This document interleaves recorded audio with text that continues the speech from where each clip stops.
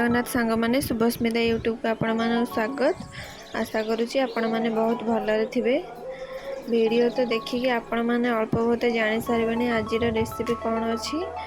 चलतु स्टार्ट करवा आज वीडियो स्टार्ट करने पूर्व जदि आपण मैंने मो चैनल नुआ अच्छा एवं मो चैनल को सब्सक्राइब कर पाखे बेल आइकन को क्लिक कर दिंतु। कथार अच्छी 12 मासरे 13 पर्व से चित्तौ अमावास्या गोटे पर्व अटे आमर जो थी कि घरे घरे चित्तौ पिठा करा जाए। चित्तौ पिठा क्या भल न लगे खायापे मोर तो बहुत पसंद। तो चलतु स्टार्ट करवा आज वीडियो भल लगे लाइक कमेंट शेयर निश्चिंत करेंगे एवं चैनल को सब्सक्राइब करनथिले सब्सक्राइब करदेवे।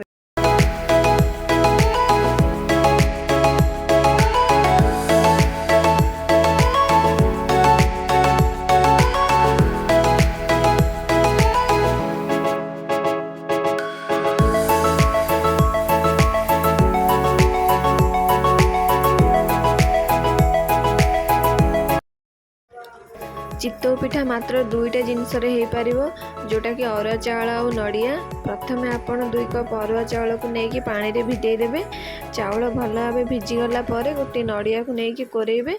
नड़िया और चाउल को एकाठी भलसे मिसेकी ताकू ग्राइंडिंग जार पकईकी ग्राइंडिंग करदेबे।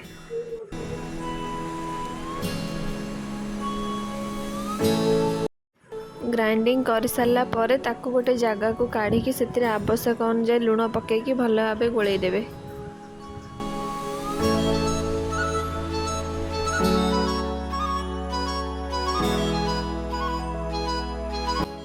चित्तौ पिठा बनैया आमर आण एवं संपूर्ण भाव प्रस्तुत हो जाए। चलतु बनैबा एवं समस्त को खुआइबा। प्रथमे गोटे कड़े बसैकी से किसी तेल देदेबा। कड़े गरम हो गला से बटा जाइथिबा आण को अल्प परिमाण में दबा एवं ता उपरे गोटे ढांकुणी घोड़े दबा। ढांकुणी घोड़ेबा परे आपण चारिपटे किछि पानी देदेबे किंबा ओदा कपड़ा देले भी हबो।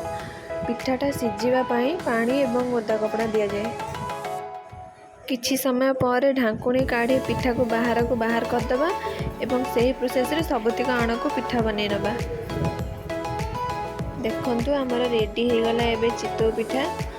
बहुत सुंदर देखा होची, बहुत नरम भी हेची, खाइले भी बहुत भल लागिवो। आपण माने घरे बनै के खांतु। केमति लागिला मते कमेंट माध्यम रे निश्चिंत रूपे जणांतु।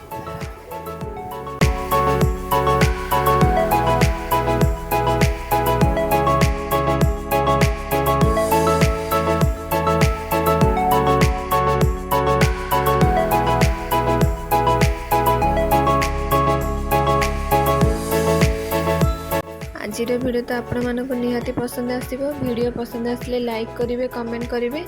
देखा नेक्स्ट वीडियो रे आउ एक नुआ रेसिपी सहित रहिली। जय जगन्नाथ।